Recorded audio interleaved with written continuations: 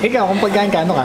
Typically, ang gusto ko po pag ako'y isang ulam, ang gusto ko po ako ay, ang tawag namin sa Isabela ay lechon karahay.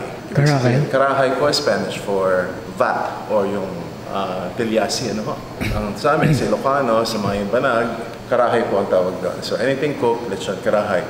Kasi po, pag kinakain, tama na, maingay. Matatamis. Minatamis? Mga sweet.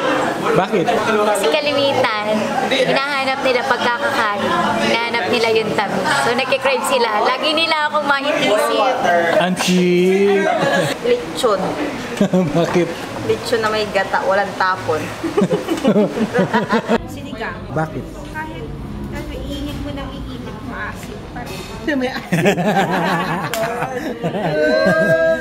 Ako isang kulawo. Ayun na lang. Kulawo.